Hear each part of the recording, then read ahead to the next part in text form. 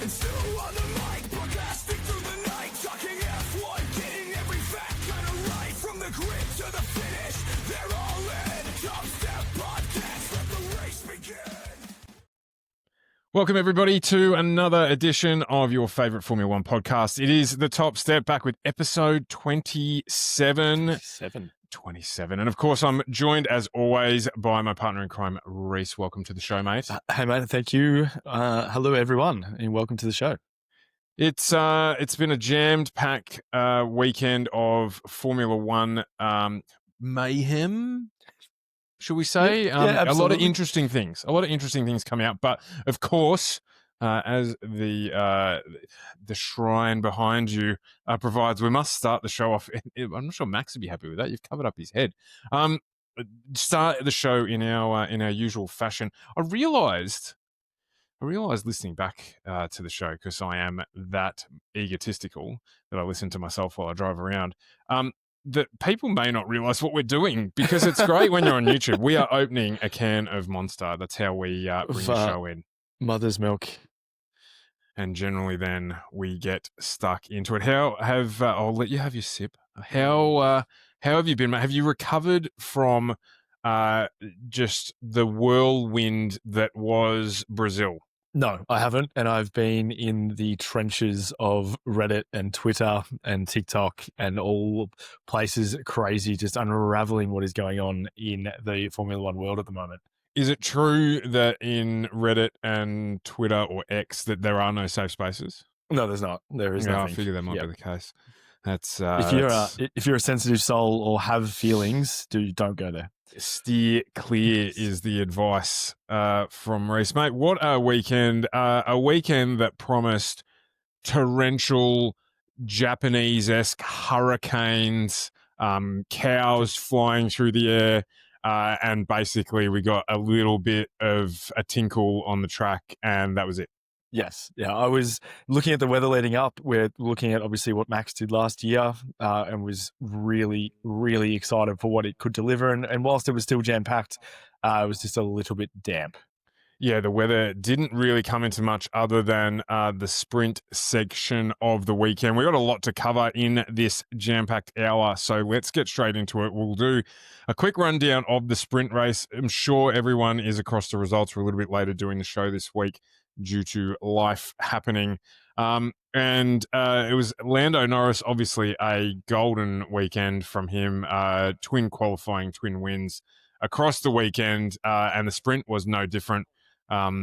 With that. So Kimi Antonelli coming in second, George Russell third, Max Verstappen in fourth, Charles Leclerc in fifth, Alonso sixth, Hamilton seventh, Pierre Gasly in eighth, and I am reading this correctly, Lance Stroll ninth, with Isaac Hadjar rounding out the top 10. Of course, two big moments to talk about was when Lando did a Mario Kart impression and dropped some bananas on the inside of a corner and ended up taking out Piastri, Colapinto, and Bortoleto in... No, that was, Oscar Hulkenberg. Hulkenberg, yep. And then, of course, that huge crash, needlessly, dare I say, for Gabriel Bortoleto, one lap from the end of the race. That was a massive, massive stack. I read 70G. Yeah, very, very big stack. I'm very fortunate to walk away from that one. But all stacks are, glad that they've come out okay. But at your first home Grand Prix as well, it's a little bit disappointing for him. Or his first home sprint as such. Yeah, and he had, and obviously we'll cover it off, but he had a tough weekend overall, actually, and maybe a little bit Danny Rick Australia joined Renault style, where the maybe the whole experience of such a huge weekend at home probably impacted maybe on his prep and mental focus and things like that. I do speculate. I mean, in non Danny Rick-esque, he didn't hit the drain cover in Melbourne though, and cause him to have some issues as Danny Rick did in Renault. So yes, this is very, very true. So from there we move into, of course, qualifying for the main banger, the big show. And Red Bull Red Bull double Q1 exit for the first time. I think was it since 2016? Yes. The stat for Max not making it out of Q1 just on pure pace was a crazy statistic. Obviously, last season with the red flag and other things, but I can't remember the exact year. But if this had happened halfway through the season, we would still be on the Red Bull's going to sell the team, pack up and go home train. So we would be. I'm wondering if Jos left him at the petrol station, though. I do question, because I mean, obviously a remarkable improvement in the second. They did cross. In the cross to race, Jos when he was leaving, and there's Max's father leaving the pit lane, and I was like, he's left the track, like he's gone home. Furious, Yes. But I mean, it happens. It's part of the reason why the three stage format works. Other surprises: Lewis still struggling a little bit in quali, along with Alexander Albon and Carlos Sainz at Williams, both bombing out in Q2. But your man, Nico, just nibbling away there again, just jumping into the top 10. Pierre Gasly having another strong weekend in the Alpine. They've decided that their season starts 3 from the end. And they did say, because I don't want to hang around on Alpine all that much, but they did say, it's late surge and we're still bringing points home, and I'm like, but why? Yeah, I mean 2 or 3. Not bad. Like at this stage, everything's concentrating on next season's and the new car. Like that surely they're not doing any upgrades or anything to the car. Yeah, and of course we got confirmation before the weekend started that Franco Colapinto has signed with Alpine for next year. So he has re-signed there, which is an interesting decision, but I imagine purely financially driven, that one. You have nothing to say. No. Ollie Behrman, he had a great weekend, getting into 8th. Liam Lawson in 7th. Russell in 6th. Hadjar 5th, return to some qualifying form for Isaac.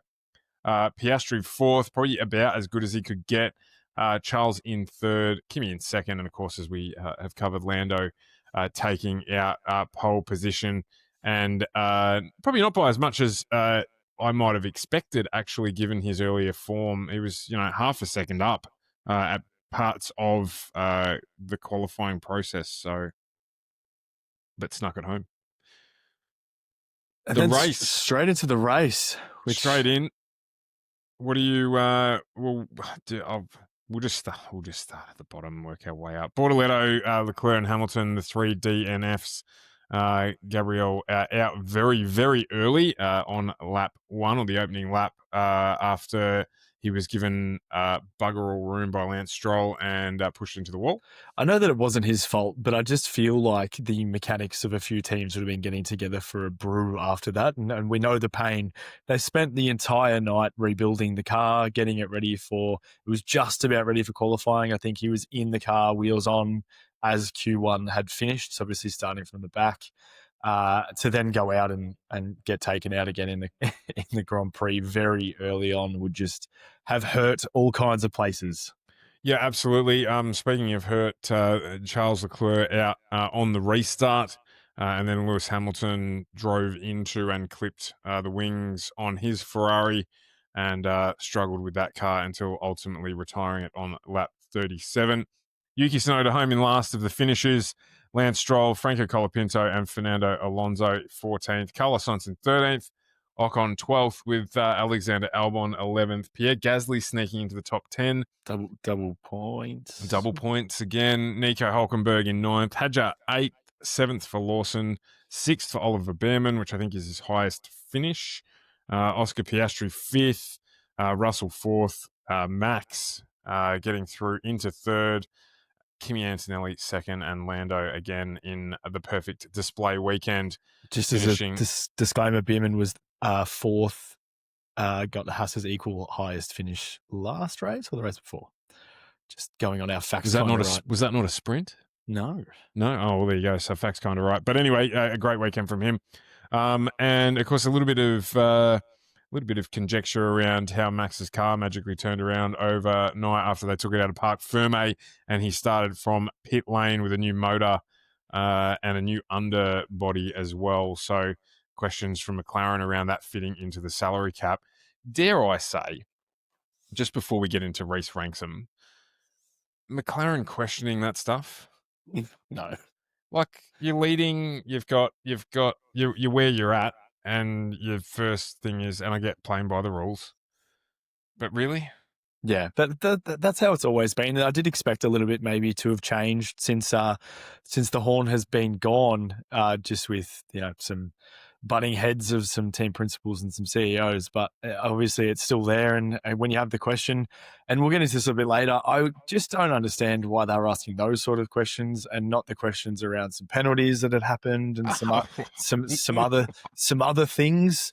I feel like they're it's not great. Maybe focused on the wrong stuff? Yeah, I think so. I really think so. I feel like they had some answers, had some questions. The FIA had some questions to answer for them before what did they do in out of Parc Fermé, and he started from pit lane. And anyway, we will get to that in a moment. I just don't understand why it's even a question. I mean, they've got an engine allocation. So maybe it's about the mechanics spending time on the car overnight. I'm not sure. Anyway, I didn't read into it too much because it's too late in the season. He took his penalty. He started from pit lane like he did. They did everything correct. So yeah, I don't know. I just feel like on that sort of scale, you're not going to sneak in a new engine into the cap. Like, you're not just going to be able to... too obvious. Correct, yes. Yeah, like, do you remember that race weekend where Max put a new motor in and drove from the back of the field to finish third? Oh, no, which one was that? Can't remember that. Yeah, did they put a new motor? No, I don't think they did. It's just... It's not like, last season, the season before, when they had the catering bill was too high or something out of the cap. Like, it's not something that you could try and sneak in elsewhere. It's an engine. What are they going to do? Office supplies, pens, paper... New expensive toilet seats. Yeah, correct. Like, what they're not going to be able to write that dollars off in any other way than what it is. So I just think it's energy wasted at this point. And correct, this far in the season, they've got the constructors wrapped up. Both of their drivers ahead of him. Yeah, I don't know. Just wasting their breath on the wrong things. But 100%. From there, I'll jump straight into Rhys ranks. Let's get it done. The same way that we did that from bottom to top. So we've got Bortoleto, and I'll just mention disappointing first home Grand Prix for him, and not all of his fault. So do feel for him in that point. Leclerc and Hamilton in their tractors. Also DNFing. P17, Yuki Tsunoda, the only driver to finish more than a minute behind the leader, and he's driving a Red Bull. So we'll call him the tyre tester from now on. We've got Stroll, Colapinto, Alonso, Sainz, Ocon, all getting Ds this weekend. Albon have given a C. Pierre Gasly, a B+. Double points in the Alpine, and just... some luck around that, but I extracted more than expected from his machinery, considering that's probably fair. What we've expected from them this season. Probably fair. Nico Hulkenberg have given a B2. Hadjar and Lawson both A's. That's a great showing from the sister team when Tsunoda's in P17. Bierman A+, another great drive from him. Oscar, I've given an A, Russell B, and Verstappen, Antonelli and Norris all A+. Another flawless weekend from Lando, and there's some things I'm going to touch base with the McLaren team a little bit later, but that's not even Norris included. He is doing everything he needs to be doing right now, and we did question that a little bit ago if he had it in him, and he is showing that he does. Do I like it? But he is there.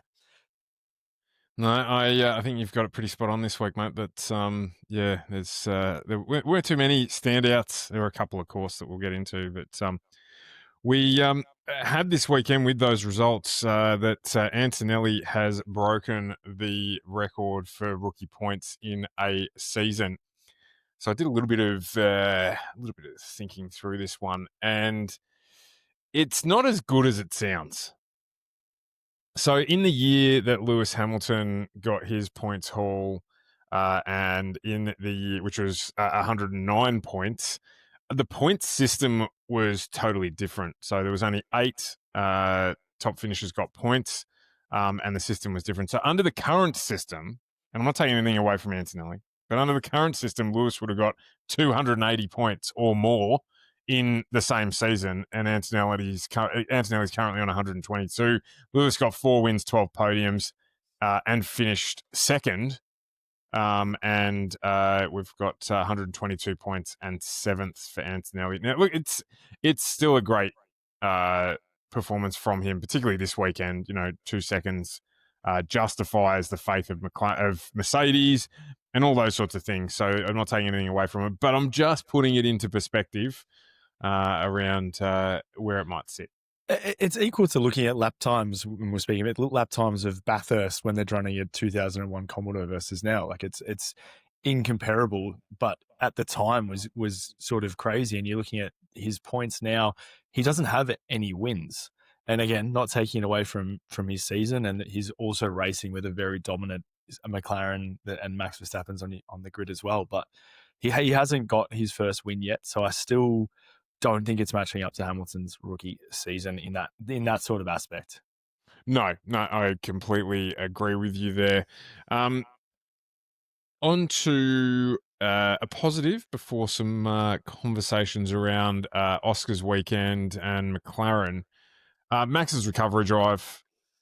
I mean, it equals the best result for a driver starting in pit lane, which is currently equally held by, I think, Nigel Mansell, and I can't remember who else did it as well. For some reason, I think it might. No, anyway. So yeah, equal best coming back from pit lane to finish in second. What made it even better from my perspective is he also got a puncture during that, so he did the most pit stops.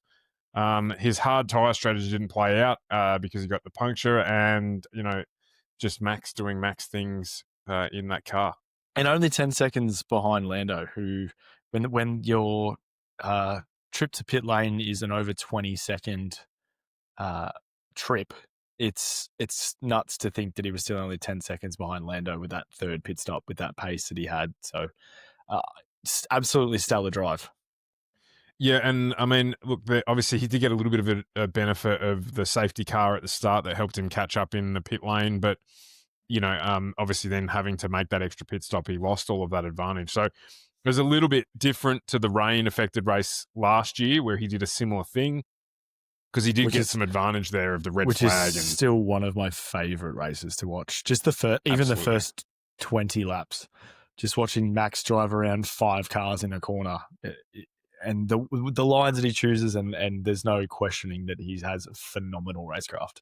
Yeah, so a really, really good recovery drive from him. And look, it keeps a slender hope of the championship in his eyes. So, which is a segue quickly into, before we get into the McLaren weekend, just having a quick look at the driver standings and the team standings at the end of the Brazilian Grand Prix. So, of course, Lando Norris extending his lead at the top of the championship to 24 points. And it's a scary view up the pedestal there for Oscar Piastri to see if he can secure his first world title as well on 366. Verstappen at 341, so he closed the gap to second with Russell 276 after his weekend, which was consistent. Leclerc in 5th at 214, Hamilton at 148, Antonelli in 7th on 122. Alexander Albon maintaining his Williams in the top 10 on 73 points, and then the Hulk and Isaac Hadjar equal on points, 9th and 10th on 43. There is no universe, no timeline that that I would be thinking at this point, and as much as I would have loved to say this from the start of the season, that the Hulk could be in the top 10 in the Drivers' Championship. None.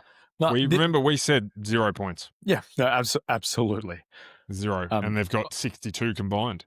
I just still want to point out, though, I know we're skipping a few people in the driver's standings there, but there is 2 people right down there. They're equal on points, but one has had a substantial more time in the car, and that is Colapinto and Jack Doohan. Yeah, still on 0. They're still on equal points with 3 times as much time in the car. So the team standings, of course, McLaren at the top. That will not change. But Mercedes and Red Bull have jumped Ferrari. So Mercedes now up into second on 398, Red Bull on 366, and Ferrari on 362. We'll have a chat. Massive financial drop. Absolutely. Massive, astronomical financial drop. And we'll have a chat about Ferrari's woes and blows a little bit later on as well. But that is a big thing given that it's McLaren, Mercedes, Max Verstappen, and Ferrari in the team standings. And then for the Garagistas, Williams still not totally secure in fifth on 111. Racing Bulls on 82 with a much better weekend for them than Williams, of course. Aston Martin on 72, Haas on 70 after a decent performance from their only driver. Kick Sauber on 62, which is unbelievable. And of course, Alpine definitely, unless they get some luck like they had last year, firmly at the foot of the table. It was Brazil last year that turned their whole season around with a double podium. So it was, yeah, absolutely, where they got about 30 points, I think, for the weekend, and jumped up into seventh. So much bigger gulf between them and everybody else this season. But it is, I mean, it's not absolutely on for everybody for fifth, but Racing Bulls and still in the hunt to try and get over the top of Williams. I think they could do it. But seventh, eighth, and ninth. Yeah, but if Racing Bulls have another good weekend with a double points finish, and obviously where Williams is, but where what we're seeing now is it's the difference between one driver and two drivers. So Kick Sauber is consistently scoring points, but only with one car, be it Bortoleto, one or the other, be it Hulk. Yep. Haas only has one driver, so like they're scoring points with one car. And Aston Martin sort of just gets lucky every now and then with a car picking up a 9th or a 10th, or sometimes 9th and a 10th. So all that's going to take is, Bortoleto and the Hulk to be both scoring points. Ocon to remember how to drive a Formula One car and score points. And the same with Aston Martin. So it is still on, I think, especially with how Williams are traveling. They're not really getting one car in at the minute. It's sort of both cars out at this sort of stage. So it is. I do absolutely believe it is all completely on. Yeah, and they're fortunate. You're right with Williams. Like, their fortunes have turned a little bit. Like, we were blown away, obviously, with how well Alex was doing at the start of the season, and he's still kind of there, but there's some mistakes and some car trouble issues. He's just 11th, or he's half a second away from 10th, or he's there but he's not, and then. Obviously, we had Sainz with the podium, but Albon wasn't with him as well. So I still absolutely think it's on for pretty much everyone from 9th to 5th for that whole thing to shuffle massively. Yeah, no, it's we've said it before, we'll say it again. It's going to be a really, really good end to the season.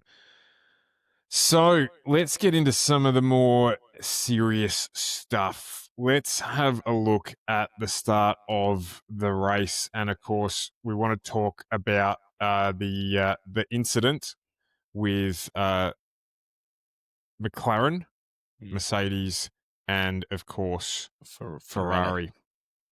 Where are you at with it? What are you thinking? I've had quite a come around, to be honest. Oh. When I watched it live at 5 o'clock in the morning, or whatever time it was here, or 4:30 in the morning, I had only seen really one sort of view. I only sort of saw Oscar's lock up. Kimi was there, the contact. I'm like, oh, okay. Leclerc was out, 10-second penalty. It was pretty. Other than the penalty, it's like the 10-second penalty itself. I was pretty sort of clear cut. Then after the race had finished, I went back and watched it. Then I saw some different angles and it doesn't sit right with me at all. It actually doesn't sit right with me at all that one, Oscar was given the 10-second penalty solely when I don't think it was I don't think it was him that caused what had happened, other than him being there. But there was a football field between Kimi and Leclerc, and Kimi turned into Piastri. So the 10-second penalty doesn't sit right with me. The nothing getting handed to Kimi doesn't sit right with me. I feel like if it was a penalty, there should have been 2 penalties, because I think there was 2 cars involved in that, not just the one. Yeah, I mean, I tend to agree with you when you look at it at, at full race pace with just the one camera angle that you're watching, you kind of think with the lockup, I think the lockup is what really affects the way that people look at it, because the lockup suggests that he's out of control. Yeah. And And absolutely, but before you keep going on that, if you're on the freeway and someone cuts you off, you're going to jump on the anchors and you're going to lock up. And looking at the other view, that's sort of what I see now. yeah, absolutely. So the lockup, I think, is what influenced a lot of people, but the cause of the lockup wasn't that he was out of control. It was that he had to stop more aggressively because of the fact that he got that Antonelli turned in on him. And even what cemented that for me was when Charles came out straight after the race, having had a look at the video, and said that he thought that Antonelli could have given him more room because there was more room to give. Well, Leclerc said that he, saw what was going on and gave Kimi room. Yeah. So if the car on the complete opposite side can see what's happening to his left as he's making a turn into a corner, then yeah. So I think in the context of absolute down the line what happened, consequence 10-second penalty, the penalty is not the penalty itself is not the unjust bit. It's if they've got to the decision of dangerous driving or reckless driving. It's the getting to the decision of reckless driving that I think that where they've made the mistake, because it's either not enough racing room, both penalised as you said, or it's racing incident, game on, play on. Yeah. So it's definitely looks like the latter for me, that it was a racing incident and play on, because I think the only real loser obviously out of it was Leclerc, because he wasn't involved in it at all. He was just the pinball at the end of the game. So it's a really tough one. So let me ask you this then: if Leclerc hadn't have been taken out and spun, do you think there would still be a penalty? Remembering that Lando went for a move between Max and Oscar and pinballed himself between Max and Oscar and got out ahead with no penalty because there was no incident, even though there was a very, very close to being one. If that's classified as a racing incident, if then in turn that happens, they clip, but no one gets completely taken out of the race, do you think there's still a penalty? Well, do I think there is a penalty with the consistency that things have been applied this year? No. Do I think there should be a penalty? Well, yeah. I mean, because we're not looking at outcomes like in the black and white of the rules. We're not looking at justifying penalty based on outcome, because if we were, there would have been 10 seconds given to Lance Stroll for not giving enough racing room to Bortoletto, and he didn't get a penalty at all. So and there was a race-ending incident. So yep. Absolutely. So no, I think that in the way that it should be adjudicated, the context shouldn't be the outcome. It should be the action. And if the action is against the rules, so not far enough up alongside, I did hear someone say that Oscar wasn't far enough up alongside, which I'm not sure what race they were watching, but he definitely was. But if that's the ruling, then it's not the consequence of failing to meet the rules.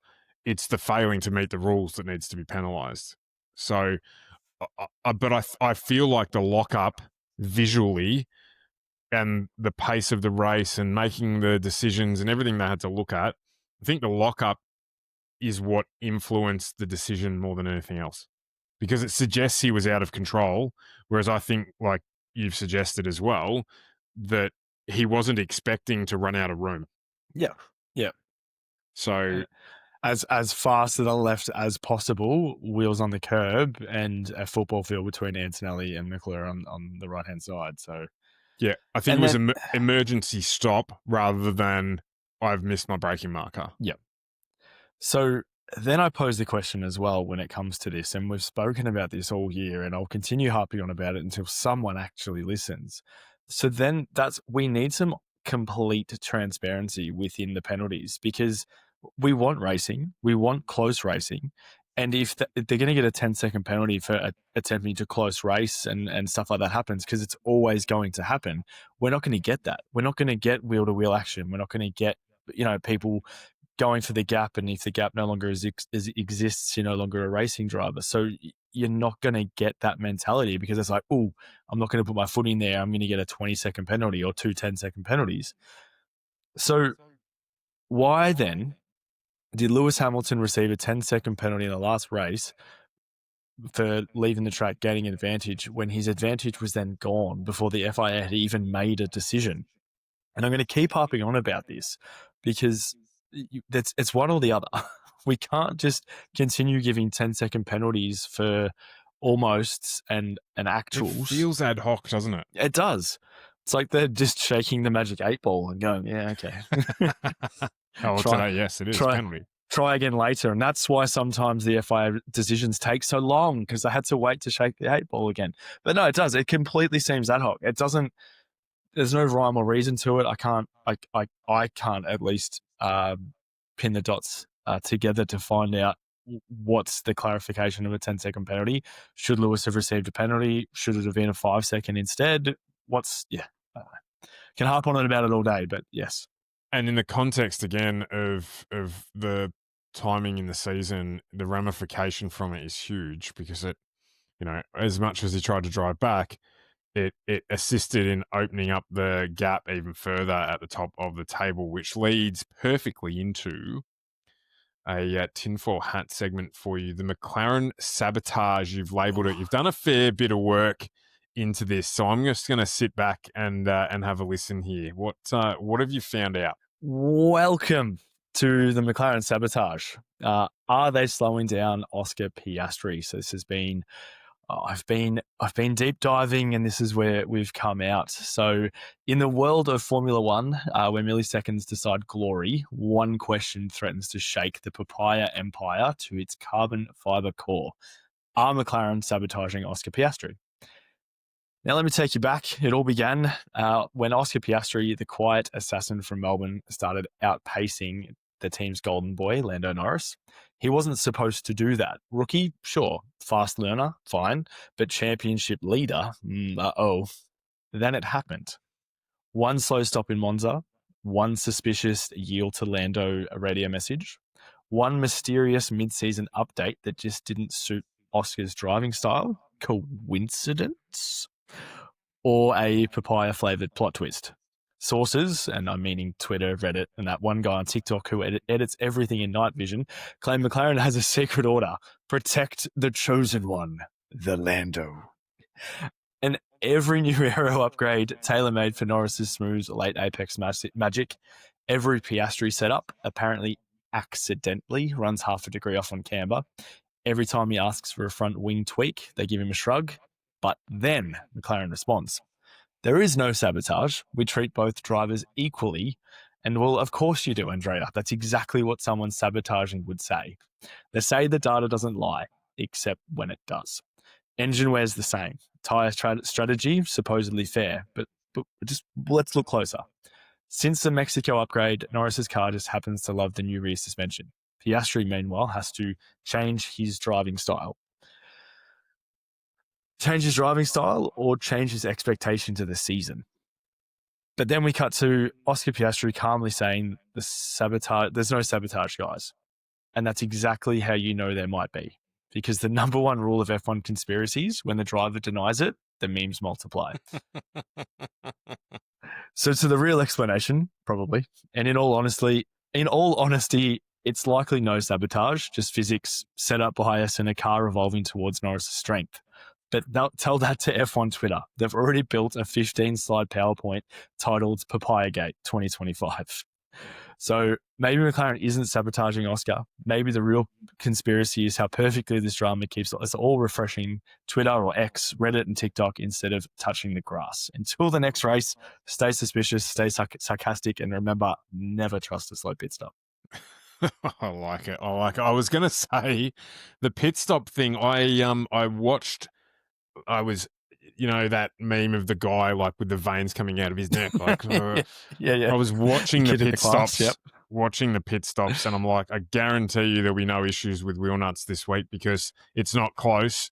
Oscar's out by a mile, and Lando's in the lead, so there's no issues. Exactly 2.2 seconds, both pit stops, and it feeds in my mind into this whole conspiracy theory that it's easier to subtly penalise Oscar, than it is to try and hand obvious wins to Lando. But we are not taking anything away from his dominant performance this weekend whatsoever. It was a little bit of a spoof segment around the crazies on the internet. Being an Australian at the moment and a Formula One fan and deep diving into the depths of Reddit is just not a good place. Do you remember when the 2021, the Max fans and the Hamilton fans were on the internet just ripping into each other?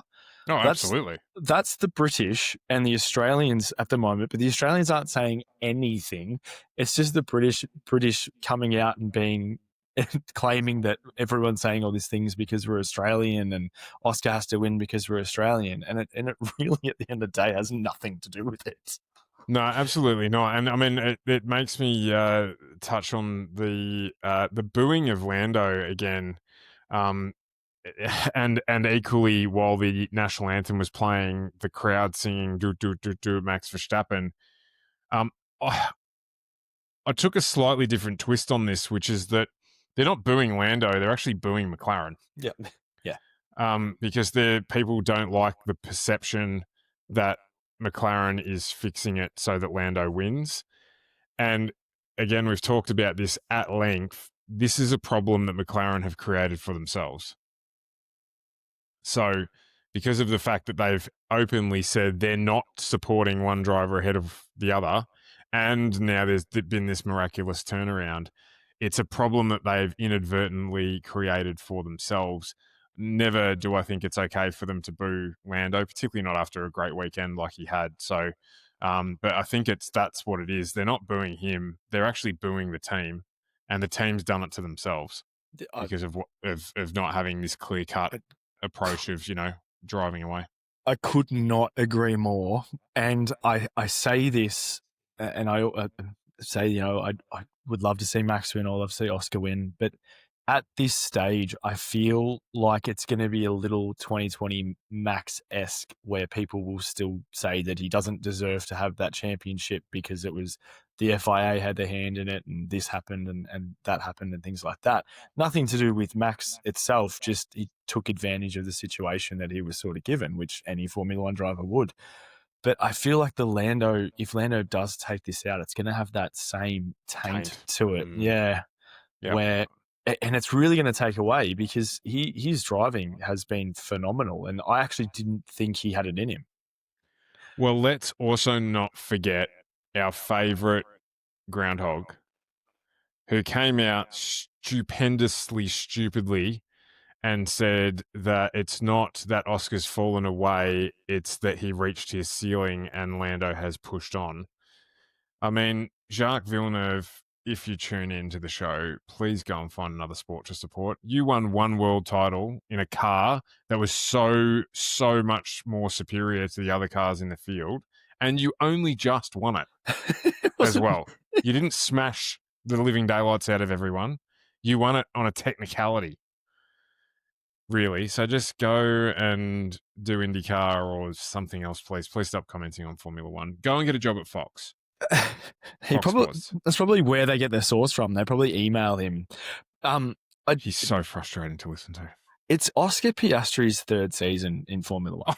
I know. It's his third season. It's just crazy. What's that? With Lando's seventh season? Yep. So let's just anyway. It was another thing that frustrated me that I heard, but no, I think you've hit the nail on the head there.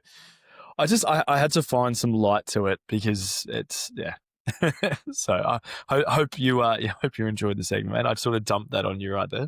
No, it was good, and it the last segment tonight that we're going to bring up, we're going to have a chat about Ferrari, and we normally the last segment is stupid is as stupid does, and this week it is going to be Ferrari who we're going to talk about.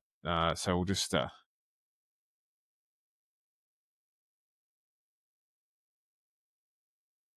you crazy?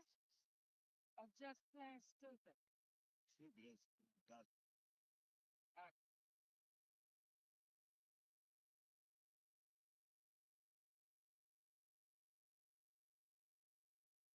I don't even think I needed to ask you this week who it was.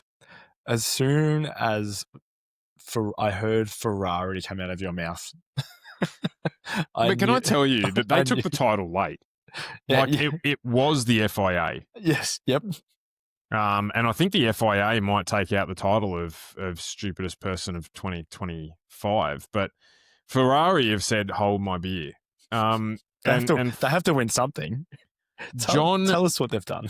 John Elkann. Now, for those of you who don't know, John Elkann is the CEO. He has been the CEO for 3 years of Ferrari. He's come out and roasted Lewis Hamilton and Charles Leclerc, effectively telling them in our translation, and block your ears, kiddies, if you're in the car, to shut the fuck up and drive. And these comments are on the back of Ferrari for their third double DNF for the year, and the Ferrari joint venture winning the World Endurance Championship with the hypercar. He said, Ferrari wins when it is cohesive. This is what the result in the WEC taught us. When everyone is together, great things can be achieved. And I quote, Brazil was a huge disappointment. In Formula One, we have mechanics who are always first in making pit stops. The engineers work to improve the car. The rest is not up to par. We have drivers who it is important that they concentrate on driving, that they talk less, and that we have important races ahead of us, and it is not impossible to get second place. Of course, he's talking about in the Constructors' Championships. Now, when I heard that, I thought, he's overplaying his hand about how successful Ferrari were at the WEC because, as far as I'm aware, and we do get facts kind of right, but I'm 99% sure that the WEC program is run by AF Corsa, who are not Ferrari. It's a joint venture. But Ferrari runs Ferrari F1. So in a team where anything that's wet must be water, they don't have a driver problem. They've got a cohesion problem. So the CEO's right about that. But it's funny because fish don't generally rot from the tail. They rot from the head. And this type of stupid comment is exactly why and what led me to dive down the rabbit hole. And I'll isolate you from this, from the feedback that this will get. But Ferrari are like Arsenal in the Premier League. They trade on a golden period so far back that nobody actually cares. They aren't the most successful Formula One team, in my opinion. Mercedes are, because if you look at how long Mercedes relative to Ferrari have been in the championship and the current guys, they have won. They've got a better win rate or a better run rate than Ferrari do. Ferrari have one other problem, which is that the person that I think he's directing a majority of this at, which is Lewis Hamilton, Sir Lewis Hamilton, 7 World Drivers' Championships. And these other drivers, Seb Vettel, 4 World Drivers' Championships, and Fernando Alonso, 2 World Drivers' Championships. And all of them within that, including Fernando Alonso, did consecutive World Drivers' Championships, all moved to Ferrari and all won bugger all when they moved there. So they can all drive, they just can't drive the Ferrari. And in the words of the famous Niki Lauda, it's because it's a shitbox. So Ferrari aren't a big team. They now pretend they're a big team. I know that they are apparently the most important thing to Formula One, and without Ferrari, Formula One doesn't exist. But they need to start listening to Lewis Hamilton, because he's the only person at that entire team that's actually won something. And that's it. They're just stupid. He's just an idiot. He needs to be gone. It's It's so far-fetched to come out and say that. It'd be like saying that they had a hand in Max Verstappen's win at Nords because he was driving a Ferrari when the team had nothing to do with it. They are literally becoming the Carlton Football Club of the AFL, where they've been around for 160 years but haven't won anything since 1995. So, shots fired. But I mean, they've. You are right. Hamilton obviously knows how to drive. He knows how to win. He's yeah. The sooner they start listening to him, the sooner they're going to start winning stuff. I also just wanted to say, what have the drivers actually been saying? So Leclerc got taken out of the race, and Hamilton is the first person to always come out and say that he backs his team, and when he has good results, he thanks the team. Like anything to the press, Hamilton is an absolute professional at. And I can't pick him saying a bad word against Ferrari. He's said that he needs to learn and he needs to do this, and then he started to do that. He's never really said anything negative towards them. It was a little bit off the back of him commenting that he's effectively looking forward to the end of the season when they can, chill out and relax and assess, which indicated that their season was over. And so old mate's come out and said, the season's not over, like shut up and drive, because we can still get second. Now, I think we need the snippet of Max Verstappen coming in saying that he hopes it's wet because it gives Ferrari more chance to fuck up the strategy. Yeah, and to come out and say that their pit stops are always the fastest. I mean, McLaren are eye-watering when they don't stick a wheel nut. And yeah, Ferrari's been quick as well. And look, we've said across the journey this season that they've started getting calls right. Lewis was starting to look more comfortable in the communication with the team. So all those things are coming. So for this guy to come out and say this, it's very easy to point blame. But when you've got a guy out there in a busted car driving around laps and they put him on the radio and he's there saying, guys, I think the car's not great, but I'm going to keep going if you want me to keep, he's 100% into the team and into the results. So this guy equally just needs to shut his mouth and let the guy who knows how to drive the car and help the team in the same way. And I quoted Niki Lauda before, but in the same way that when Niki Lauda got to Ferrari, they had no idea what they were doing, and the driver helped fix the car, and they won things. Michael Schumacher, nowhere beforehand, the driver helps fix the car, and they have success. It's not rocket science. But Ferrari, I mean, God, they probably have more chance of building a rocket that'd make it to the moon than building a Formula One car that would win anything at the moment. And so that is stupid is as stupid does. You do have to wonder where that mentality's gone. Like they've done it before twice, and needless to say, it was a long time ago. Oh, it was a while ago now, but that mentality is still there, and it's always been the same case. Like imagine joining the dots and working out what the problem is. And it's not external. It never is. It really isn't. Mercedes are closer to winning another world title than Ferrari are. There's no question about it. And it's not because of the drivers. It's because they listen. I was going to say, I think at the moment, Antonelli would be, if you would ask me if Antonelli was going to win a drivers' championship next, it'd be Antonelli. Yeah, 100%. Or even George. I mean, George has got the capability to do it. He's got the consistency, I think, to do it if he's in a quicker car. So it's just, that they are a small team in my mind at the moment. They're playing like a small team. They're not playing like the name they think they are or the name they used to be. And I think for a CEO to come out and say that publicly about Sir Lewis Hamilton, the GOAT, or potentially comparative to the GOAT if he isn't, is just ridiculous. And he's not beyond the pace or anything like that. It's not a question of he's lost the skills. No. So very, very, very, very disappointing and very appropriately won award from him. It was just a very emotionally charged weekend of Formula One with the things that happened and the things that people said and the things that we're expecting to see. It was indeed, which is why it's a good thing that we've got a couple of weeks until we head to Spider Pig in Las Vegas and get into a triple header that will resolve the big question of who's going to be the world champion in 2025. Lando Norris, of course, in the box seat. Piastri, one bad race for Norris out of back in the lead of the title, and Max needs a DNF. Is really his only calling card to bring home the world title. He needs Lando not to finish, which of course will help Oscar as well. So there is an opportunity for Lando to really escape ahead, but equally for Lance Stroll to finally do something in Formula One and make it a lot closer for us if he does something at Vegas. I'm not definitely not suggesting that should happen, by the way, either. But that's how close it is still. We're one stupid mistake away from it being a 1 point ball game. I think a Liam Lawson dive bomb somewhere, maybe.